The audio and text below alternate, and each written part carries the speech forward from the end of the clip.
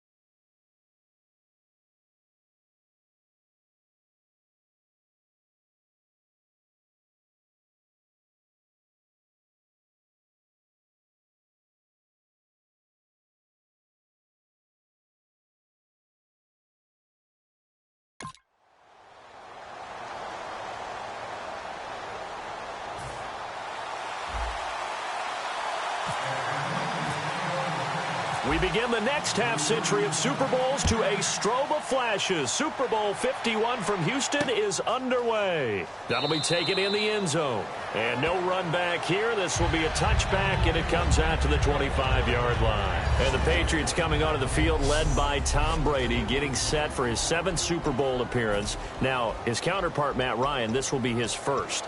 That's obviously a storyline. Is it overhyped, Charles? I think it's probably overhyped, but I still think it's significant because Tom Brady doesn't have to do any guessing. He has a routine for the Super Bowl that he's been able to follow 6 times previously.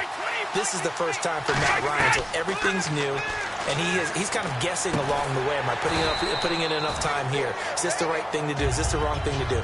Tom Brady has none of those worries. One recent example, Peyton Manning defeated by Russell Wilson. That was a 43-8 game. Now, Manning hadn't been to 7 Super Bowls, but that's one recent example. Yeah, and that's why I call it an advantage, because of the 7 Super Bowls. I think when it's 2, 3 Super Bowls, not nearly the same advantage, because you're working out your process along the way. 7 times, your process is down. Call it a gain of 7, and it gets him a new set of downs. When you look at X factors in the Super Bowl, LeGarrette Blount, he could be one. Now, the question, how will they use him? Divisional round, not many carries, and then he did get a lot of carries leading into the Super Bowl, so we'll see how they handle it. Atlanta's defense is built on speed. Look at the linebacker position. They are run, chase, hit guys. The secondary, speedy, can cover. The test for them is, can they handle a heavy running game? That's why I think LeGarrette Blount is a bigger factor in the Super Bowl than he was against the Pittsburgh Steelers. I think they're going to want to control the game with their running game, and Blount will be a key factor, much more so than Deion Lewis and James White catching passes out of the backfield. And now some motion before the snap. And this will be our first penalty of the night's proceedings. Offense.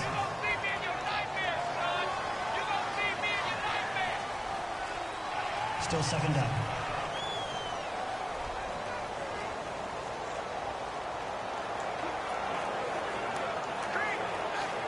Second down and a little ways to go here. 2nd and 13.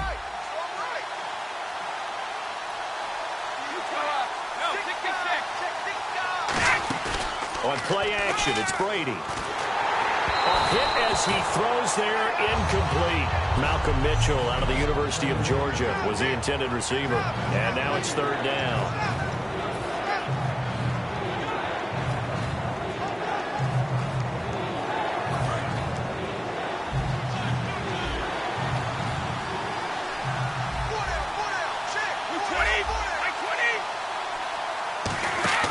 Play action, now it's Brady. Oh,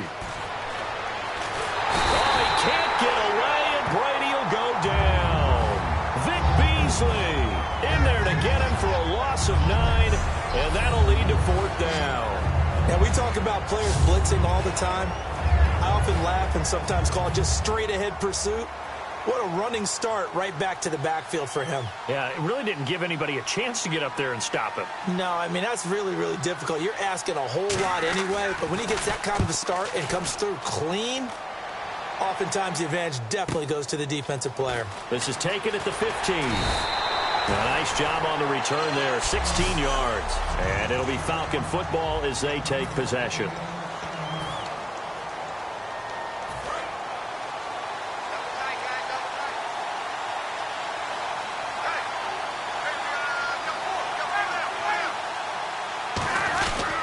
They'll run for the first time with Devontae Freeman. And he'll get this one up to about the 39 here. Holding offense. So oftentimes you see defensive holding. Here it's offensive holding for the flag. He lost 6 there on the first down play.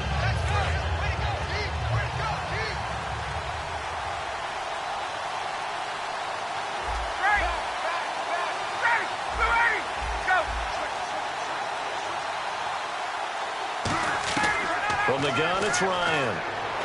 This one complete to Mohamed Sanu. 13 yards there, offset some of the penalty yardage as it's 2nd down.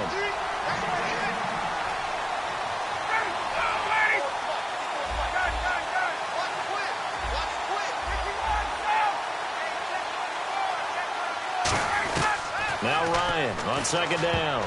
And this is incomplete. The Pro Bowl wideout Julio Jones is intended receiver. And it's 3rd and short.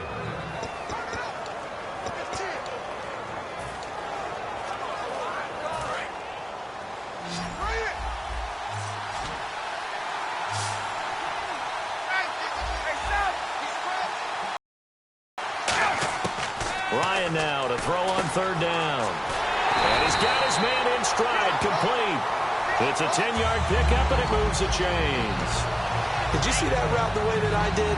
I thought he was trying to get deep. Yeah, that wasn't the first option. No, it came off of that guy, the deep guy.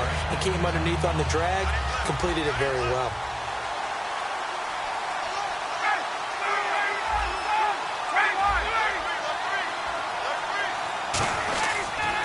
The first carry for the tailback, Devontae Freeman.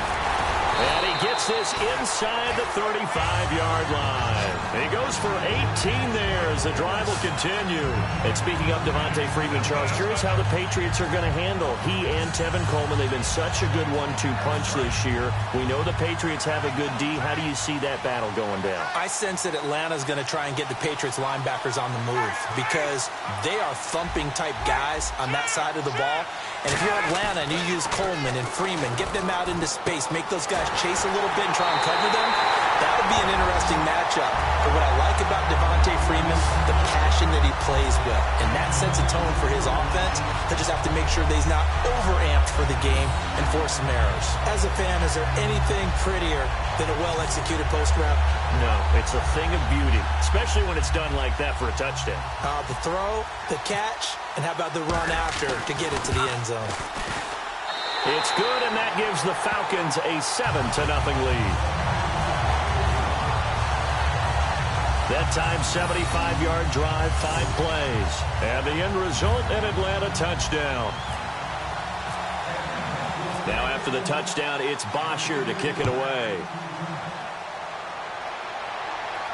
That's fielded in the end zone. And no run back here. This will be a touchback, and it comes out to the 25-yard line. And the Patriots getting ready to go again on offense. And, Charles, you and I get a stat pack before every game. At the top of this one for the Patriots, the first note was that they're on their way to their 9th Super Bowl appearance. That is something. Most of any team. And 8 of those since 2001. Would that be accurate? That is because accurate. The first one was Super Bowl 20. That didn't go very well against the Bears. But since that time, they've become the predominant team, going to Super Bowls and winning them. What a franchise. It's a gain of 24 that time. And it'll give the Patriots a first down. Good, strong, explosive run that started inside, which means you've got to control those defensive linemen, the defensive tackles, the nose guards. Those guys have to be controlled. How about the offensive line, the job they just did? Yeah, key that A-gap usually on those runs, right? That's where it all starts because everyone wants to kind of control that area. It disrupts things from the defensive side and the offensive side. As we just saw, it opens up possibilities. Who else fails as a defender? When you're not there in the coverage, your best friend is exactly what we saw there. A big play shot taken by the offense. Unfortunately, it ended in a big drop. Second down here after the incomplete pass.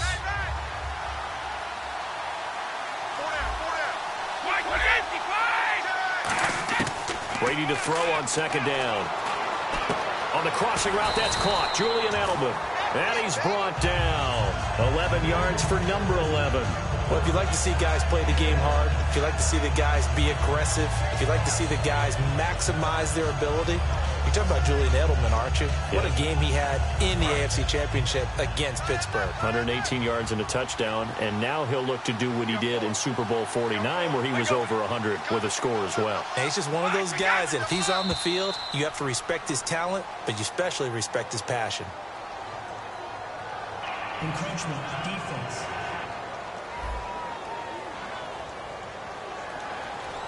Still first down.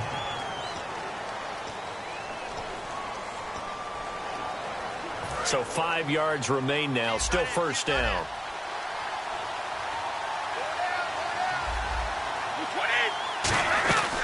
They'll run it now out of the gun. And he'll get a little over 2, maybe a full 3 down to the 32-yard line. Well, so many times we look at a short run and we praise the offense for trying to set the tempo and establish things. But the defensive guys, hey, they just won the battle there. It wasn't a big run given up. They don't always have to absorb the body blows. Sometimes they dish them out themselves. They fake the handoff. Now Brady. Over the middle, the catch made by Mitchell. And he's brought down. 15 yards through the air and a first down. And when you're playing a quarterback with some experience and some moxie, you enter the danger zone when you decide to blitz him, because if he's able to diagnose as he did on that play, he can hurt you downfield. He reads defenses so well, doesn't he? He really does, and the best part about that play for him, I don't think that was his primary target. I don't think so either. I think he had the read, figured out where the blitz was coming from, and went to a secondary target for a really nice gain. And this should be the final play before the quarter ends. And the D looking like they may blitz. So 1 quarter down here in Super Bowl 51. 7-0 is our score. We'll return after this message. You're watching the NFL, and it's right here on EA Sports.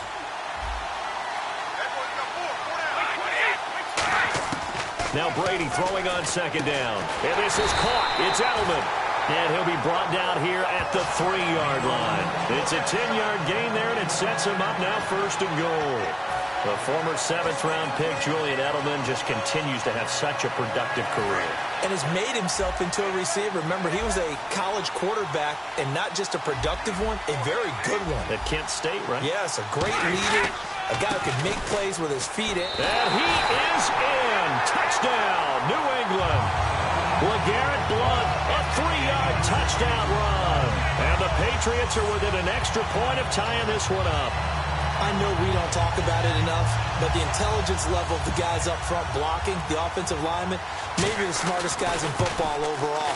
Add in a little bit of athleticism and a whole lot of toughness, you've got a lot to deal with, don't you? That's why the guys in the backfield get them really nice Christmas gifts, right? If they're smart, they do. So that drive in total 8 plays. And it ends in a touchdown run by LeGarrette Blount. Here's Eric Weems now on the return. And he'll bring it back to just about the 25. Call it the 24-yard line. And before the Falcons take over on offense, a stat that is definitely worth mentioning. They have scored this year 540 points, tied for 8th all-time in league history. But my question to you, if you had to pick one key for this offense to be successful against New England, what do you think that would be? Offensive line. And I know that's not a very sexy thing to talk about, but the rebuild of the Falcons' offensive line over the last 2 to 3 seasons has put them in a position to where they are in a Super Bowl, because that offensive line allows all that great talent at the skill positions to absolutely flourish. The front office and the head coach, a tremendous collaboration of rebuilding that roster. Ryan now off the bootleg. Into a double team, and it's intercepted. Can you believe it? It's a Super Bowl 49 hero, Malcolm Butler. Malcolm Butler from the Super Bowl, the interception that reverberates, the one that denied Seattle back-to-back. And now a timeout defensively by the Falcons. 2nd quarter.